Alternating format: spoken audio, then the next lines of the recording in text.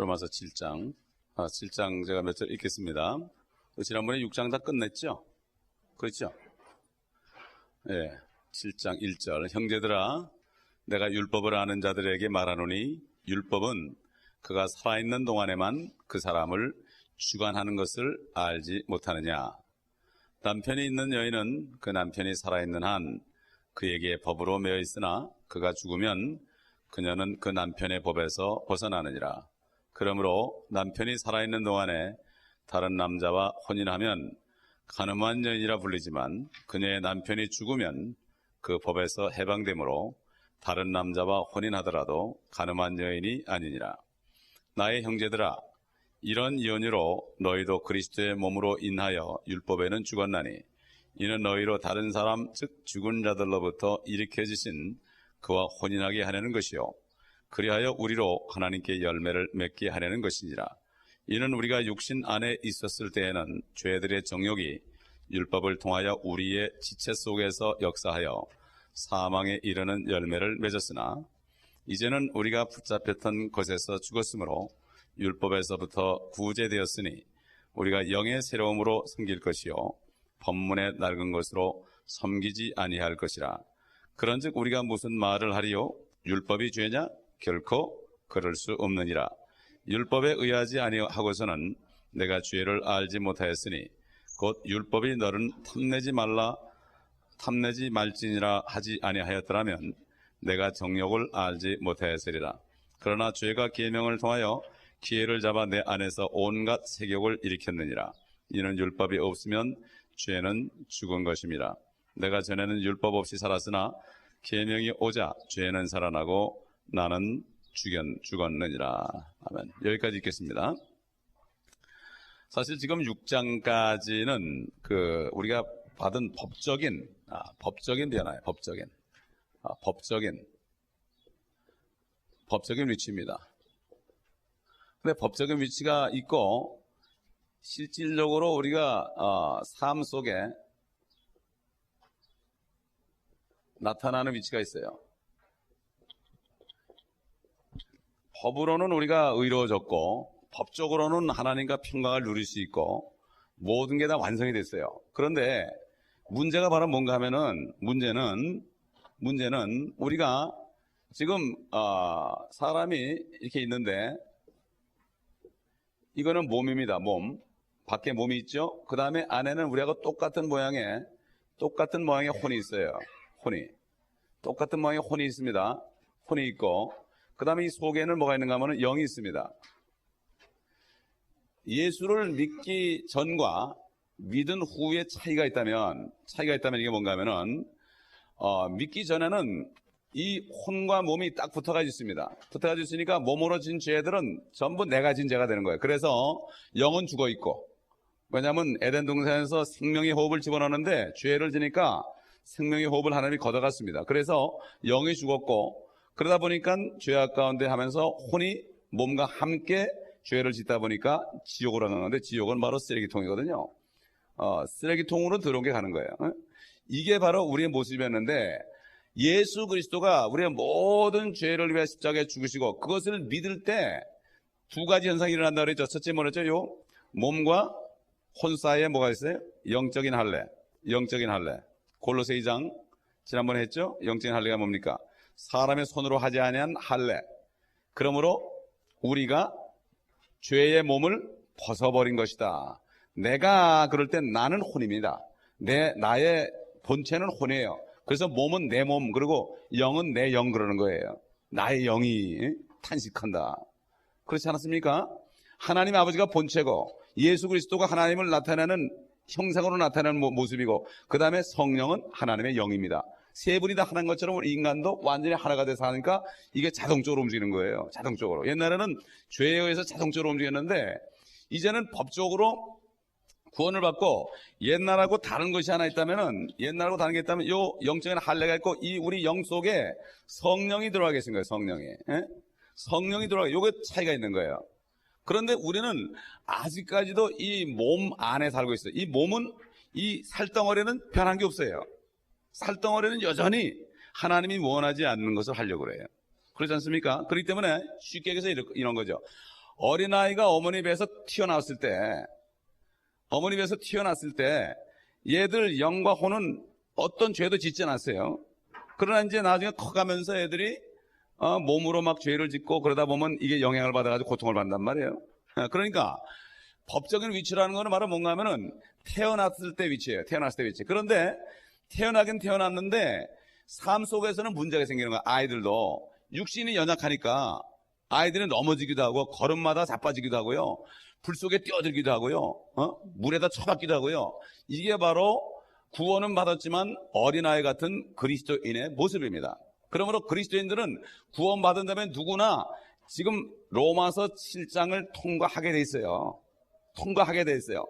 그러다가 아이들이 어릴 때는 막 불 속으로 들어가고 뜨거운지도 모르고 집어넣었다 뒤고 뜨거운 물도 뒤집어 쓰고 막 몇 번 경험하다 보면 아이고 이거 이런 거 무서운 거구나. 이거 절대 안 되겠구나. 그런 거예요. 그러니까 그리스도인들이 구원은 받았어도 이 육신을 이기지 못하고 자꾸 실수를 한다고요. 실수하다 보면 이야 이런 죄를 짓게 되면은 이게 엄청난 보응이 오는구나. 내가 심는 대로 거두는구나. 이런 사실을 뼈저리게 깨닫고 나면은 변화를 받는 거라 이거죠. 변화를 받는 거다. 그렇기 때문에 로마서 7장은 구원받은 누구든지 이것을 거치게 돼 있어요. 정도의 차이가 있습니다. 정도의 차이가 있어요. 그러니까 옛날에 죄를 좀 많이 졌던 사람들, 뭐 마약을 하고 뭐 이상한 짓을 많이 했던 사람들은 더 힘듭니다. 더 힘드는 거예요. 좀 착하게 살았던 사람은 쉬워요, 좀. 그렇기 때문에 애들도 그렇잖아요. 온순한 애들은 좀 쉬워요. 근데 좀 개구장한 애들은 커서도 그냥 말썽이야, 커서도 말썽이야. 그렇기 때문에 사람에 따라 다 차이가 있지만 결국은 로마서 7장을 누구나 다 통과한다는 사실을 절대 잊어버리면 안 됩니다. 잊어버리면 안 돼요. 오직 통과하지 않으신 사람이 한 분 있다면 누굽니까? 예수 그리스도 한 분밖에 없어요. 그분은 몸에 죄가 없기 때문에, 하나님이 사람에 있기 때문에 그렇습니다. 그래서 지금 이 7장 1절부터 4절까지 보게 되면은 어떤 말씀이 나온가 하면은 비유적인 얘기입니다. 율법에 있는 얘기, 율법을 아는 사람들한테 얘기합니다. 율법을 아는 사람한테 얘기하는데, 율법을 아는 사람들에게 하는 비유하는 건데, 율법이 있다. 그 다음에 뭐가 있습니까? 율법이 있고 사람이 있다. 율법이 있고 사람이 있다. 이걸 어떻게 비유했습니까? 율법을 남편으로, 이것을 아내로 비유했어요. 아내로. 이거 비유입니다. 이 율법을 지키라는 게 아니에요. 이게 비유예요. 남편과 아내에 대한 신약 시대의, 율법 시대 아니고 신약 시대의 교리는 고린도전서에 있습니다. 고린도전서에. 지금 이게 뭡니까? 율법에 보면은 아내와 남편이 있는데 남편이 죽기 전에는 묶여있다 이런 얘기예요. 한 몸이다. 그래서 남자가 아내를 떠나 남자가 부모를 떠나 아내와 합하여 한 몸을 이룬다. 여러분, 몸이라는 게 한 몸이니까 이거 뛸 수 있나요? 칼로 벤다고 뛰어지나요? 칼로 베면 다 죽죠. 결국 죽기 전에는 끊을 수 없는 게 남편과 아내 사이입니다. 남편 한 몸이에요, 몸. 그러니까 다들 고통을 받는 거예요. 몸 한쪽이 이상하면 고통을 받는 거예요.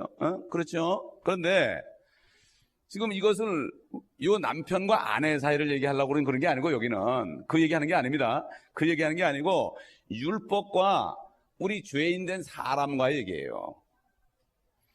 죄인이기 때문에 율법에 매여 있는 거예요. 왜? 죄를 진 사람은 죄의 종입니다. 그렇기 때문에 죄인들은 율법에 매여 있죠. 그러니까 이 세상에서도 어떤 법을 어기면 그 법 때문에 내가 매여가지고 감옥도 가는 거예요.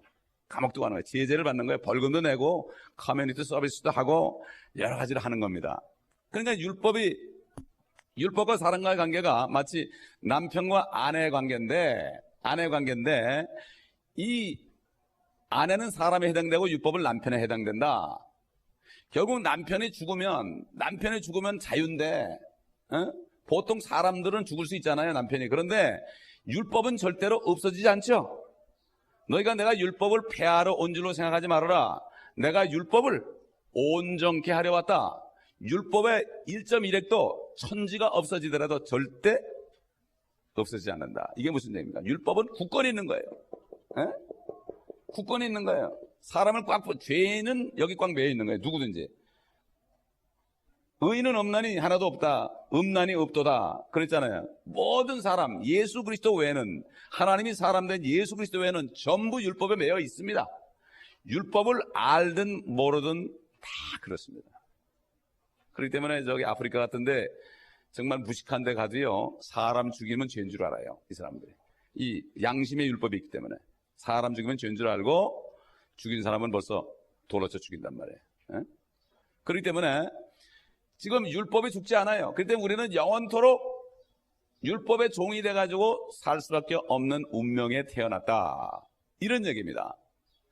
율법이 없어진다면 우리는 자유다 이거죠. 법이 없는 곳엔 죄가 없다. 죄가 없다. 그렇죠? 남편은 죽을 수 있지만 율법은 죽지는 않는다. 이런 얘기예요. 이런 얘기입니다. 그래서 이게 뭐라 했습니까? 잘 보세요. 형제들아, 내가 율법을 아는 자들에게 말하노니 율법은 그가 살아있는 동안에만 그 사람을 주관한 것을 알지 못하느냐. 그러나 이 율법도 이 사람이 죽어버리면, 그렇죠? 사람이 죽어버리면 율법도 소용없죠. 그죠? 어떤 사람이 사람을 죽였어요. 사람을 죽여가지고 이제 경찰에 붙잡혀가지고 경찰이 기소를 해가지고 이제 검사가 기소를 해가지고 수갑을 차고서요 감옥에 섰습니다. 그래서 인정신문하고 자기가 죄가 있는 걸 고백했어요. 그 죄가 있는 걸 고백하니까 또 죄가 없다 그러면 배심원들하고 이렇게 재판을 해가지고서 죄가 있다 그래서 이제 재판관이 이 사람은 이렇게 사람을 죽였으므로 1급 살인죄에 해당되니까 사형에 처함이다 하고 팡팡 치거든요. 팡팡 치면 어떻게 됩니까? 그 사람은 죽은 거나 마찬가지예요. 그런데 선고를 내렸는데 그 사람이 졸도해버려가지고 그 사람이 심장마비를 일으켜가지고 죽었어요. 그럼 그 사람을 또 죽일 수 있나요? 못 죽죠. 율법은 절대 죽지 않지만 사람이 죽어버리면 법에서 해방된다 이겁니다. 그렇다고 청구하는 건 아니지만은 이런 비유를 얘기한 거예요. 마찬가지로 2절에 남편이 있는 여인은 그 남편이 살아있는 한 그에게 법으로 매여 있으나 그가 죽으면 그녀는 그녀 남편의 법에서 벗어나느니라. 그러므로 남편이 살아있는 동안에 다른 남자와 혼인하면 간음한 여인이라 불리지만 그녀의 남편이 죽으면 그 법에서 해방됨으로 다른 남자와 혼인하더라도 간음한 여인이 아니니라. 나의 형제들아, 이런 연유로 너희도 그리스도의 몸으로 인하여 율법에는 죽었나니. 이게 뭡니까? 결국 우리가 죽어야만 율법에서 해방되는데 죄인의 모습으로 죽어버리면 어떻게 됩니까? 영원히 지옥 간다 이거예요. 영원히 지옥 간다. 그렇기 때문에 하나님이 어떻게 해결을 했는가 하면은 사람이 돼가지고 자기 몸의 모든 율법의 죄를 자기가 전부 자기 몸에 받고 그 다음에 우리들을 주님의 품속에, 모든 사람을 주님의 품속에 품어가지고 십자가에 못 박힐 때 같이 죽겠어요. 법적으로요. 아멘. 하나님의 법을 내가 죽을 때 모든 세상죄를 다 내가 전가했으니까 이렇게 말씀하면 되는 거예요. 하나님의 말씀이 그런 거예요. 그렇다면 그런 거죠. 빛이 있어라 빛이 있는 것처럼.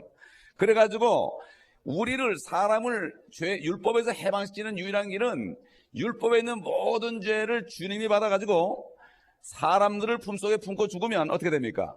율법도 없어지고, 율법이 죽는 거 아니에요. 그죠? 율법도 없어지고, 그렇죠? 사람도 죽는 거예요. 근데 사람이 죽긴 죽었는데 어떻게 해요? 죄는 이미 주님이 가져가기 때문에 지옥을 안 가는 거예요. 그럼 죽었으니까 살려야 될 거 아니에요?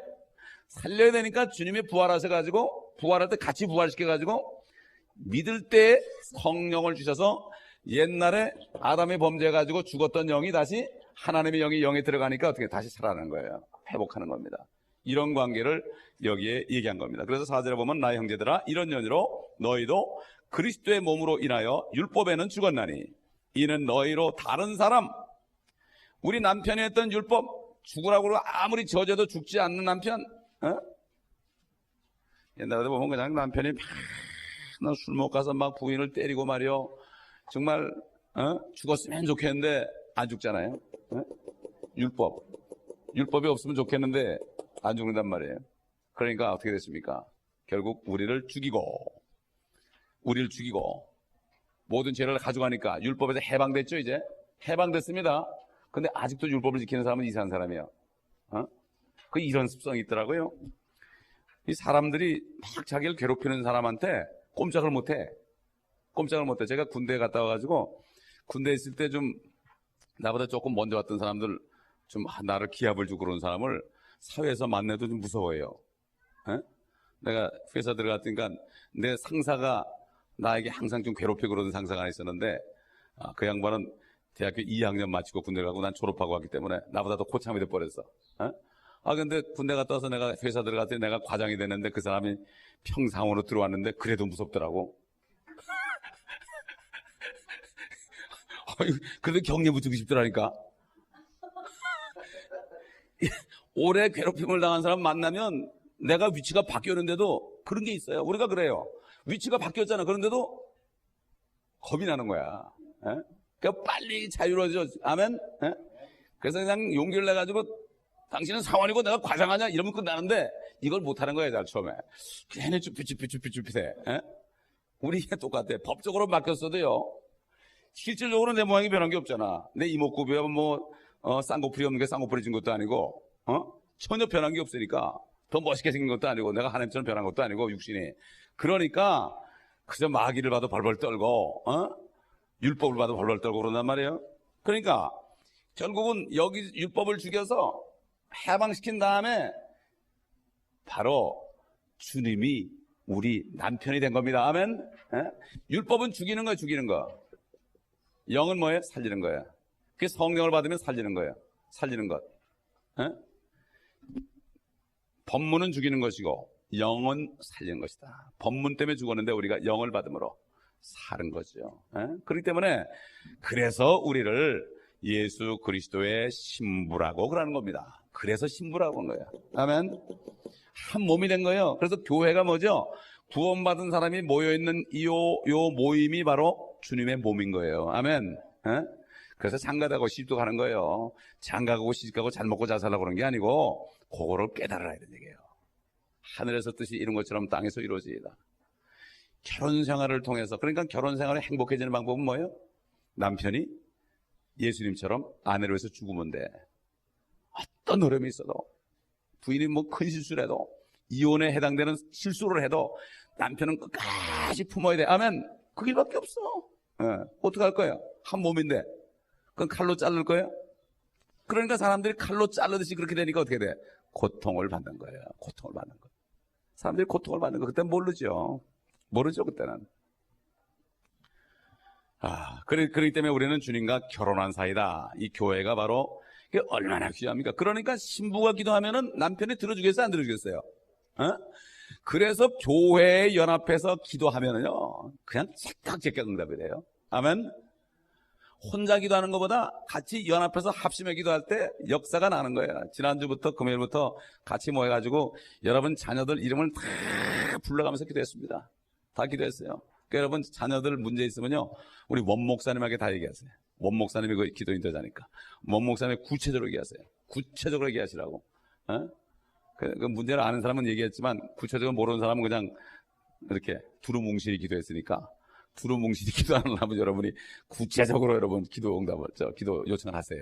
그러면 아주 열심히 아마 기도할 겁니다. 그래서 우리가 그날 늦게까지 기도 모임을 하고 기도 모임 끝나고 밥도 배가 이렇게 부르게 먹었는데 그 다음날 새벽에 빨딱빨딱 일어날 정도로 개운하더라고.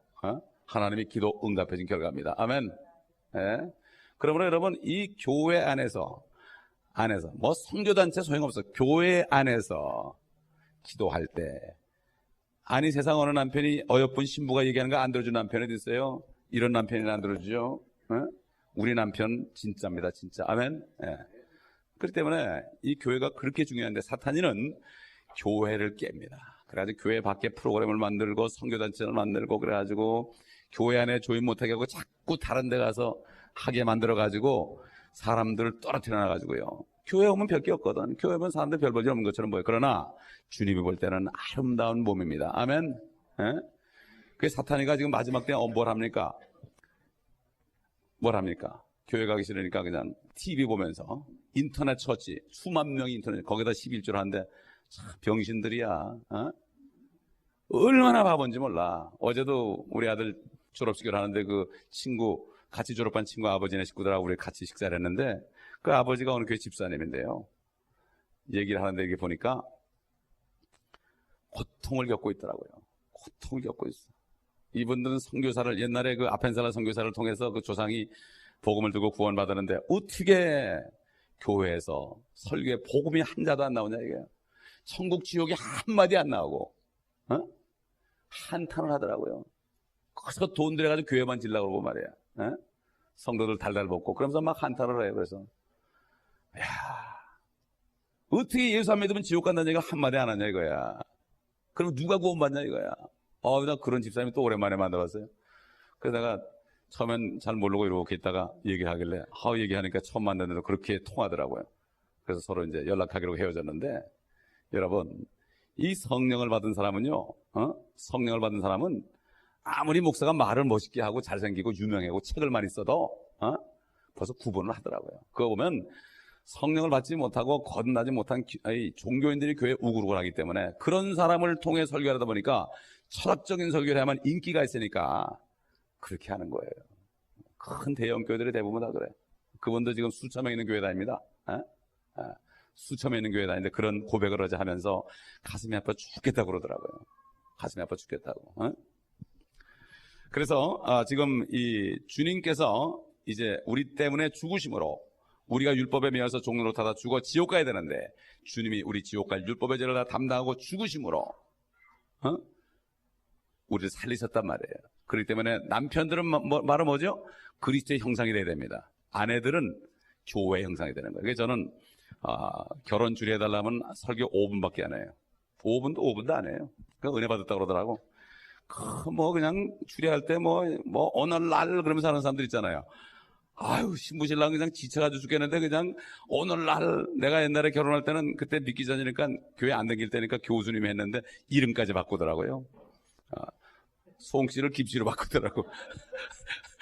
너무 긴장. 자기가 왜 긴장을 해? 봄비가 촉촉이 오는 날 아무개 그러고 하는데, 야, 기가 막히더라고. 한 번밖에 하면 결혼인데 승까지 바꿔가지고 말이야.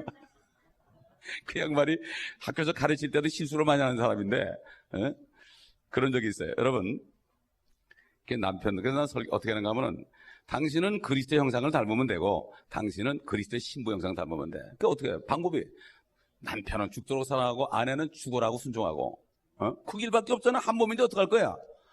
미거나 고나 한 몸 땡인데 어떻게 붙어 다니는데 어떡할 거야? 그래, 안 그래요? 이 진리를 보니까 한 몸인 걸 모르니까. 예수 믿는 사람도 그냥 마음이 안 맞는다고. 어디 한 마음이라고 그랬나요? 한 몸이라고 그랬지? 여러분, 마음 맞는 사람 있어요? 없어요. 주님이 우리 마음 맞아서 우리 데리고 있습니까? 그분이 우리가 죽었기 때문에, 결혼했기 때문에 우리하고 사시는 거죠? 안 버리는 거죠? 우리가 우리 마음이 같나요? 그리스도의 마음을 우리가 계속 가지라고 그러는 거죠. 그렇게. 우리 남편의 마음이 어떤가? 그 마음이 어디 있습니까? 남편의 마음이. 바로 성경에 있습니다. 그래서 성경을 배우는 거예요. 우리 주님의 마음이 뭔가, 어떻게 하면 아내는 남편을 기쁘게 해야만 토론하는 게 많을 거 아니에요. 푸살이 먹고 사는 것보다. 그렇기 때문에 세상 이 남편과 아내 관계와 이 주님과 우리 관계, 율법, 옛날 못된 남편이었던 율법과의 관계를 여기 이렇게 비유적으로 해놓은 것입니다. 우리 한번 그리스도인들이 결혼에 관해서 어떤 말씀이 있는가, 교리적, 율법이 아니고요, 은혜 시대에 우리에게 주신 게 뭔가 한번 봅시다. 고린도전서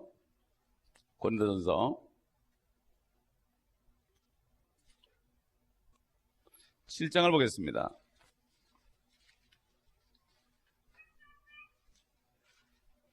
이 고린도전서 7장이 결혼 생활에 대한 교리적인 말씀입니다. 말씀엔 교리가 있고요, 교훈이 있어요. 그래서 율법을 아까 교리로 해보세요. 큰일 나는 거 아니에요?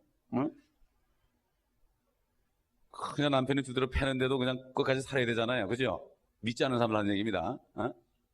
그러나 은혜 시대는 달라요. 7장 2절 보세요. 이제 너희가 내게 쓴 것들에 관해서는 남자가 여자를 접촉하지 아니하는 것이 좋으나, 그러니까 쉽게 얘기해서 뭐죠? 결혼 안 할 수 있으면 안 하고 혼자 살면서 주님의 일만 하는 게 이익이다 이거예요. 사실은. 2절, 음행하지 않기 위해 남자마다 자기 아내를 주고 여자마다 자기 남편을 둘지니라. 남편은 아내에게 합당한 애정을 주고 아내도 남편에게 똑같이 하라. 아내가 자기 몸을 주관하지 못하고 남편이 주관하며 이와 같이 남편도 자기 몸을 주관하지 못하고 아내가 주관하느니라. 너희는 서로 권리를 빼앗지 말라. 다만 금식과 기도할 틈을 얻기 위하여 합의상 잠시 떨어져 있다가 다시 합하라. 이는 사탄이 너희의 자제하지 못함으로 인하여 너희를 시험하지 못하게 하려 함이라. 그러나 내가 이 말을 하는 것은 허용함에 의한 것이요 명령에 의한 것이 아니니라. 사도 바울은 이렇게 명령이 아니고 허용이라고 얘기했는데 하나님은 하나님의 말씀 안에 기록했죠. 사도 바울의 마음이 아니라 이게 바로 성령께 준 말씀이에요. 7절 나는 모든 사람이 나와 같기를 바라나 장가 안 가길 바란다 이거죠. 사람마다 하나님께로부터 받은 자기의 은사가 있어서 이런 사람도 있고 저런 사람도 있느니라. 내가 혼인하지 아니한 사람들이나 과부들에게 말하노니 그들이 나처럼 산다면 자기들에게 좋으니라. 그러나 만일 그들이 절제할 수 없다면 혼인하게 하라. 정욕이 불타는 것보다는 혼인하는 것이 나으니라. 내가 혼인한 사람들에게 명하노니 명하는 이는 내가 아니라 주시니라. 아내는 남편과 헤어져서는 안 되느니라. 여자가 설령 헤어졌다 해도 재혼하지 말고 지내든지 아니면 남편과 화해하든지 하라. 남편도 아내를 버려서는 안 될 것이니라. 나머지 사람들에게 주께서 말씀하신 것이 아니고 내가 말하노니, 이것도 내가 말하는데 하나님의 말씀입니다. 이게 겸손하게 얘기한 거죠. 만일 어떤 형제에게 믿지 아니하는 아내가 있는데 남편과 함께 살고자 한다면 그녀를 버리지 말라. 또 어떤 여자에게 믿지 아니하는 남편이 있는데 함께 살고자 한다면 그를 버리지 말라. 이는 믿지 아니하는 남편이 그 아내로 인하여 거룩하게 되고 믿지 않는 아내도 그 남편으로 인하여 거룩하게 되기 때문이라. 그렇지 않다면 너희 자녀도 깨끗하지 못하니라. 그러나 이제는 그들이 거룩하니라. 그러나 만일 믿지 아니하는 자가 스스로 헤어지고자 한다면 헤어지라. 형제나 자매나 그런 일에 매여 있지 아니하느니라. 그러나 하나님께서는 우리를 화평으로 부르셨느니라. 오 아내여, 네가 내 남편을 구원할지 어찌하겠으며 오 남편이여, 네가 내 아내를 구원할지 어찌하겠느냐. 오직 각 사람은 하나님께서 나눠주신 대로, 각 사람은 주께서 부르신 대로 그대로 행하라. 내가 모든 교회에도 그렇게 지시하노라. 아멘. 바로 이 부부간의 관계가요, 이 고린도전서 7장에 어떻게 하라고 상세하게 기록이 돼. 이건 모를 뿐 없죠? 다 알죠? 네. 얼마나 하나님의 말씀이 이렇게 세밀하게 기록이 되어 있습니까? 아까 말씀드린 대로 로마서 7장에 있는 그 율법은 우리에게 적용되는 건 아닙니다. 적용되는 건 아니에요. 그래서 계속해서 봅니다. 그래서 4절 다시 보면 로마서 7장 4절 나의 형제들아, 이런 연유로 너희도 그리스도의 몸으로 인하여 율법에는 죽었나니, 몸속에 같이 죽었다 이거죠. 이는 너희로, 이거 믿는 사람 하는 얘기입니다. 다른 사람, 즉 죽은 자들로부터 일으켜지신 그 누굽니까? 예수 그리스도, 그와 혼인하게 하려는 것이요, 그리하여 우리로 하나님께 열매를 맺게 하려는 것이니라. 참 희한하죠. 하나님이요, 인간을 하나님의 형상대로 만들어놨는데 죄 때문에 떨어졌단 말이에요. 죄 때문에 이혼한 거예요. 이스라엘 민족이 그랬어요. 하나님이 내가 너희 남편이다. 내가 너희 남편이다. 그런데 너희들이 범죄해서 내가 이혼 증서를 줘서 이혼하겠다. 그래서 이혼했어요. 그래서 이스라엘 민족들하고 이혼했다니까. 진짜 주님도 이혼해요. 하나님도 이혼하고서 다시 화해하기 위해서 죄를 위해서 자기가 죽으시고, 이렇게 남편도 아내로 죽을 정도 돼야 돼. 남편이 아내가 잘못한다고 버리는 남자는 쫌병이에요. 아내의 모든 허물을 다 받아. 이게 바로 그리스도의 마음입니다. 아멘. 이게 진짜 멋있는 남자야. 진짜 멋있는 남자는 아내 허물을 완전히 내가 끌어안을 수 있는 이 남자가 진짜지, 돈 많이 번다고 진짜가 아니에요. 아내들이요, 그거 알아야 됩니다.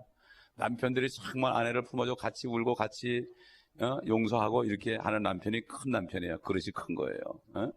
돈 많이 벌지만 그냥 신경질 잘 내고 이런 사람은 진짜 남편 아니에요. 그릇이 요만한 사람이에요. 그렇기 때문에 우리는 이제 주님이 죄를 없애야만 한 몸이 되지 않습니까? 한 몸이 되는 거예요. 여러분, 핵폭탄이 지난번에 우리 설명한 것처럼요, 핵 속에 원자와 중성자가 있잖아요. 양자와 중성자. 여기 하나가 합해져 있어요. 근데 이게 이 사이에 불순물이 끼게 되면 이게 터져버려요. 이게 원자 폭탄이 그런 원리예요. 터져버리면은 뭐 엄청난 사람을 죽이잖아요. 마찬가지예요. 주님과 우리 사이에 죄가 끼니까 터져버린 거예요. 터져가지고 죄가 온 세상에 퍼진 거예요. 원자 폭탄보다 더한 거예요, 죄가. 그래가지고 온 세상이 죄로 물드는 거예요. 보세요, 지금 아직 세상을 보시라고. 믿는 사람 안에만 지금 의가 있지, 믿지 않는 세상은 전부 죄덩어리예요. 그렇기 때문에 우리가 그걸 잘 알아야 됩니다. 그래서 이 죄를 없애야 되기 때문에 주님이 이 땅에 오셔가지고 침례 요한이 뭐라 했죠? 세상 죄를 제거하는 하나님의 어린 양이로다. 이게 제거한 거예요. 그래서 믿는 사람은 다시 합해. 믿는 사람은 화목한 거예요. 다시 뭐죠? 내가 너희가 화해할 테니까 이혼했던 신부들아 다 내게로 오라. 그래가지고 화해한 사람은 다 와가지고 피로 씻김 받고 성령을 받아가지고 양자이신 주님과 중성자인 우리가 하나가 돼가지고 교회에 이룬 겁니다. 우리가 주 몸을 이룬 겁니다. 그렇기 때문에 그래서 예수님을 우리 남편이라고 하는 거예요. 그러니까는 이 남편이 되는데 우리가 죄를 자꾸 지면 어떻게 안 되죠? 그러니까 우리가 거룩한 삶을 살아야만 남편하고 꼭 껴안고 있어야만 어떻게 돼? 자식을 많이 낳는 거예요. 그죠? 그러니까 주님과 죄를 안 짓고 이제는 주님과 밀착해 있으면 자녀를 낳는데 무슨 자녀나요? 영적인 자녀를 낳는 거예요. 영적인 자녀. 지난번에 배웠죠? 영적인 자녀. 영적인 자녀를 막 낳는 거예요. 부부지간에 금슬이 좋으면 자녀를 펑펑 낳죠. 그냥 뭐. 어떤 사람이 10명도 낳더라고. 근데 요즘에 보면 이 마지막 때 돼가지고 부부지간에 사이들이 안 좋으니까 1명 낳고 2명 낳고 그러는데 우리부터도 2명밖에 안 낳는데 정말 옛날에 참 우리 한국에 말이에요. 남편들 그냥 아내들 조강지처들 그냥 남편이 죽으라면 죽는 수준까지 하는 사람들은 어떻게 했어요? 아이를 뭐 10남매 막 7남매 8남매 막 낳지 않습니까? 마찬가지로 우리도 죄를 멀리하고 주님께 온전히 순종하고 주님에게 밀착해 있으면 영적인 자녀를 많이 낳게 되어 있습니다. 자녀들이 우리 죄를 빙빙 돌게 되어 있습니다.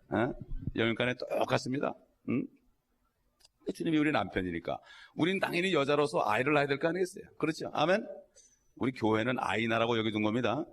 그 교회는 매 와서 계속 그냥 태어나고 구원받는 역사가 있어야 되는 것입니다. 그래서 그와 혼인하게 하려는 것이요. 4장 마지막에 그리하여 우리로 하나님께 뭘 맺어요? 열매를 맺게 하려는 것이라. 아멘. 성령의 열매가 뭐가 있어요? 갈라디아서 한번 볼까요? 우리가 이 열매를 맺어야만 열매를 따먹는 사람들이 와서 구원받는 거죠. 갈라디아서 하나님은 사랑이거든요. 사랑과 밀착하면은 당연히 사랑이 나오는 거예요. 사랑, 이 세상 사람이 하는 사랑이 아닙니다. 22절 5장 갈라디아서 5장 22절 그러나 성령의 열매는 사랑과 기쁨과 화평과 오래 참음과 친절과 선함과 믿음과 온유와 절제니 그러한 것을 반대할 법이 없느니라. 옛날에 제가 다른 교회에서 부교육자로 있을 때 새신자반을 담당하고 있었어요. 근데 어떤 집사님이 여집사님이 어떤 자매님을 데려왔어요. 그래서 자매님 보고 어떻게 교회에 나오시게 됐어요? 그랬더니 저기 저 김 집사님이요. 김 집사님이 도매상을 하는데 자기는 소매상을 한대. 근데 경기가 나빠가지고 다들 힘드는데 항상 입이 보름 따라갖고 그냥 항상 생글생글 우는다는 거야. 장사가 안 되는데 생글생글 우는다는 거야. 볼 때마다 그렇다는 거예요. 자기는 이렇게 너무 안 되니까 그냥 맨날 그냥 와가지고 물건 뛰어가서 팔아도 팔리지도 않고 그러니까 그냥 고통이 돼가지고 그냥 쪼들어 있는데 이 집사님은 똑같이 안 되는데 그렇게 기쁨이 있고 평강이 있더래요. 그래서 아니 어떻게 당신은 그럴 수 있냐고 그랬더니 내 안에 하나님이 계신다고. 당신도 주님을 영접하면 이렇게 되니까 나처럼 되고 싶으면 교회 따라 나오라고. 그래서 따라 나왔다는 거예요. 아멘. 열매를 맺어야 돼요. 기쁨이 나타나야 돼. 그래야만 세상 사람들이 뭔가 다르다 그럴 때 오는 거지. 똑같이 승내고 똑같이 욕하고 똑같이 그냥 간첩신자가 돼가지고. 간첩신자가 뭐죠? 신분을 감추는 거예요. 간첩신자예요. 그게 바로 자기 신분을 딱 감추는 거예요. 감추고서 이러고 있어요. 왜냐하면 드러냈다가는 마음대로 얘기도 못하고 마음대로 싸우지도 못하고 마음대로 거짓말도 못하고 그러니까 간첩신자야. 교회 와서만 신자야. 간첩 노릇하게 되면 안 되는 거예요. 그렇죠? 물론 우리는 간첩이에요. 간첩이지만 싹 보고 있다가 포섭할 사람이 있으면 싹 드러내죠. 그래가지고 포섭을 해야죠. 근데 포섭을 당하면 안 돼. 우리가 간첩들이 어떻게 해요? 포섭하기 위해서는 돈도 주기도 하고요, 밥도 사주기도 하고요, 이러죠. 공짜로 되는 게 없어요. 그렇기 때문에 이 열매를 맺는다. 하나님께 열매를 맺는다. 옛날에는 사탄에게 열매를 맺었습니다. 이제는 그 열매를 맺어 있죠. 5절 보면은, 이는 우리가 육신 안에 있었을 때에는 죄들의 정욕이 율법을 통하여 우리의 지체 속에서 역사하여 사망에 이르는 열매를 맺었으나. 그렇죠. 옛날 성령이 없었을 때는 육신을 따라가니까 우리 영광과 몸이 다 죽어가지고 결국 밖에 있는 죄를 이기지 못하고 그저 기회만 오게 되면 죄를 졌습니다. 죄를 졌어요. 그래서 사망에 이르는 열매를 맺었으나 이제는 6절, 우리가 붙잡혔던 것에서 죽었으므로, 율법에서 죽었단 말이죠. 율법에서부터 구제되었으니 우리가 영의 새로움으로 섬길 것이요 법문의 낡은 것으로 섬기지 아니할 것이다. 착한 사람 보고 법 없어서 사는 사람이라죠. 성령을 받고 하나님의 자녀된 사람은 율법이 필요가 없게 돼야 돼요. 율법, 옛날에는 죄를 짓는 것이 더 희열이 느껴지고 죄를 짓는 게 훨씬 쉬웠는데 이제는 죄를 짓는 것이 더 어려워진 거예요. 이게 바로 바뀐 겁니다. 우리 안에 성령이 있기 때문에. 그렇죠? 그러나 어린아이가 계속해서 육신도 실수를 통해 살아가는 것처럼 우리도 육신을 제어해야 되죠. 죄를 짓지 말아야 되죠. 예. 7장은 아까 얘기한 대로 처음 거듭난 그리스도인들이 한 번씩은 통과하는 거다. 어떤 사람들은 계속 통과만 하다가 가는 사람도 있고, 통과하다가 통과하다가 떨어지고. 그런데 여길 통과한 사람들은 엄청난 축복이 있어요. 쉽게 얘기해서 그런 거예요. 자동차를 가지고 비가 억수같이 쏟아지는데 깜깜한 밤에 여기서 뉴욕까지 가는 거예요. 차를 타고 가다가는 사고나 쓰러지고 또 하다 쓰러지고 또 하다 쓰러지고. 아이 바보야, 비행기 타라고.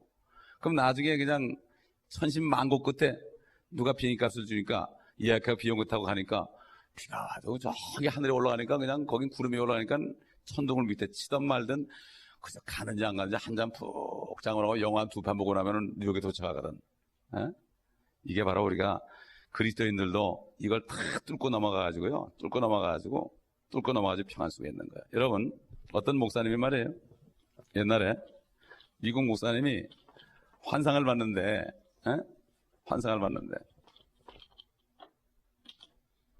하늘이 이렇게 있어요. 여기 사다리가 이렇게 됐어요.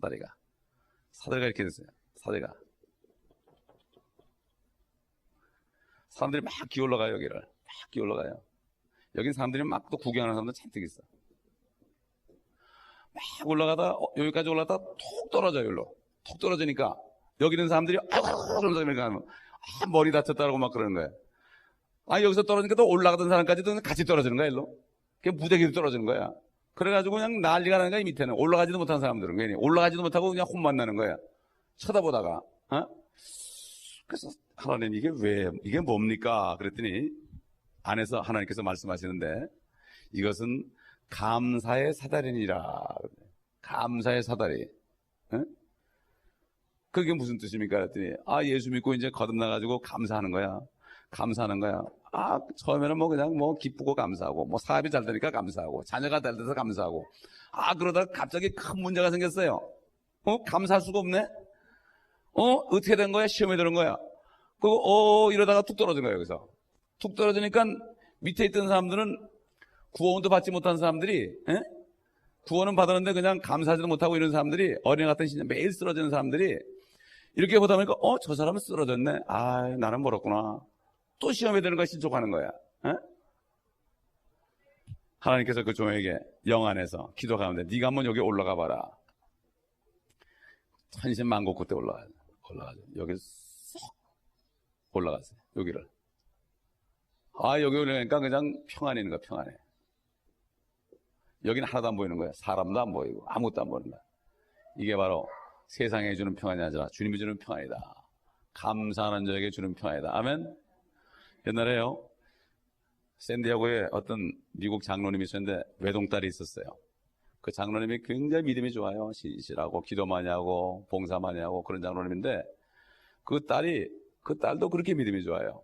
그렇게 믿음이 좋은데 그 딸이 어느 날 교통사고가 나가지고 이 딸이 식물인간이 됐어요. 근데 그렇게 열심히 주를 섬긴 사람이 시험이 드는 거예요. 그래가지고 하나님을 원망하기 시작한 거예요. 이럴 수 있습니까 도대체? 이럴 수 있습니까? 원망하기 시작한 거예요. 그래서 딸이 입원한 병원에 매일 찾아가지고 그냥 하나님께 화내는 거야. 하나님께 원망 한 번 하고 들어가는 거야. 매일 들어가는 거야. 그것도 하루 이틀이 아니고 7년을 그렇게 7년을 그렇게 했어요. 그 어느 날 7년 정도 됐는데 이분이 이제 그 딸이 있는 병실을 열라고 그러는데 성령께서 안에서 말씀하시는데 너 네 딸이 이렇게 된 거에 대해서 감사할 수 없느냐 그러더래. 아니 하나님 말이 되는 소리를 하시죠? 그렇게 얘기했어요. 화가 잔뜩 나고 하나님이 그냥 그 얘기를 듣고 아무 말도 안 한 거야. 그날 화가 나가지고 들어가서 화만 잔뜩 내다가 집에 들어갔어요. 근데 집에 들어가는데 안에서 야 네가 성질 낸다고 상황이 변하더냐? 이렇게 된 거야. 아니 성질 낸다고 변해. 감사해가지고 잃어버릴 게 없잖아. 그래서 그 다음날은 좀 마음이 바꿔졌어. 그러면 그렇지. 무슨 이유가 있을 거다. 그런데 그날은 가는데 또 감사할 수 없냐 그러대요. 하나님이 안에서. 그래서 이번에는 그랬대. 화를 내지 않고. 좋아요. 감사하고 싶은데 안 되는 걸 어떻게 해요? 안 되는 걸 어떻게 해요? 좀 감사할 수 있도록 해달라고 좀 전능하신 하나님이면 그렇게 기도했어요. 그때 하늘로부터 마음속에 평강이 싹 오는데 그 딸이 그렇게 된 게 감사되더란 거야. 아멘? 그래가지고 자기도 모르게 그냥 막 찬송을 막 한 거야. 한참 찬송을 하는데 안에서 데디 그러더래. 데디. 자기 딸이 살아난 거야. 할렐루야. 그래가지고 그 딸이 그냥 회복돼가지고요 그 하나님을 찬양하면서 합력하여서 선원이로 하나님을 찬양하면서 전도지를 들고 시장 마켓 나가지고 매일 전도한 거야. 이 딸이. 그 딸이 그런 걸 겪지 못했다면, 그 장로님이 그런 걸 겪지 못했다면 그 딸은 전도자가 될 수 없습니다. 아멘. 옛날에 어떤 아이가 목사님이 집에 그냥 팍 13살짜리가 그냥 쓰러져 있는 걸 목사님이 보니까 13살 소녀야. 이 13살 소녀가 예수를 믿었는데요 강간을 당해가지고 그냥 화가 나니까 원망해가지고 막 이 남자 저 남자 막 목을 버린 거야. 그래가지고 성병에 걸린 거야. 매도에 걸려가지고 죽기 직전이야. 그래가지고 찾아온 거야. 목사님 무슨 말 하겠어요 거기다가? 자기 딸이 그럼 무슨 말 하겠어요? 근데 목사님이 그랬대요. 나는 무슨 말 할 수 없어요. 근데 하나님 말씀해 보니까 범사에 감사라고 그랬으니 감사할 수 없는 건 나도 알아. 우리 한번 무릎을 꿇고 같이 꿇고 감사할 수 있도록 한번 기대해보자. 근데 그 아이에게도 성령이 임한 거야.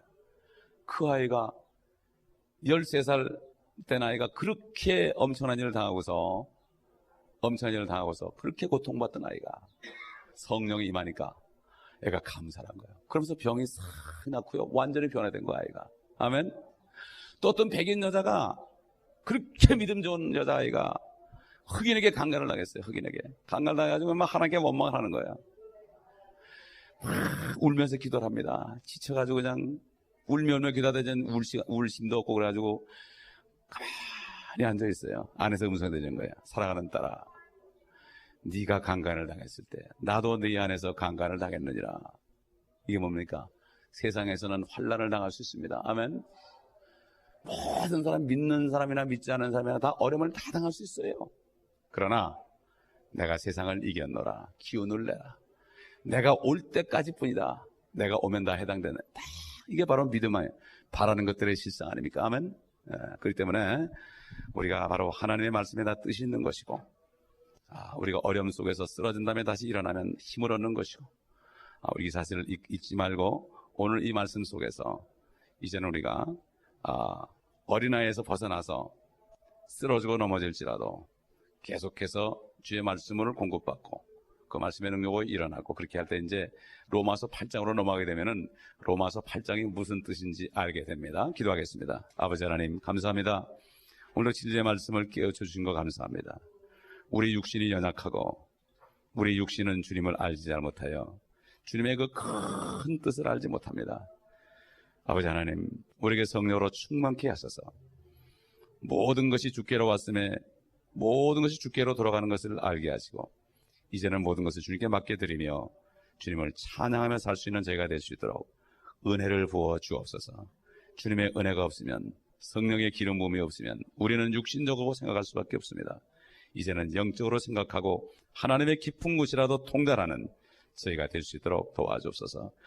우리가 고통 속에서 우리를 위하여 예배해 놓은 것이 눈으로 볼 수도 없고 귀로 들을 수도 없고 우리 생각 속에 스쳐간 적도 없지만, 그러나 우리가 무릎을 꿇고 깊은 기도를 할 때 우리 안에 계신 성령님께서 하나님 아버지의 그 깊은 뜻을 알게 하실 때, 아버지 하나님의 선한 뜻을 우리가 믿음으로 굳건히 기다리며 주님 앞에 기도할 때 주님의 선한 뜻이 이루어지는 것을 찬송하며 기다릴 수 있는 저희가 될 수 있도록 한 사람 한 사람을 붙잡아 주시고 모든 어려운 가운데서 지켜 주옵소서.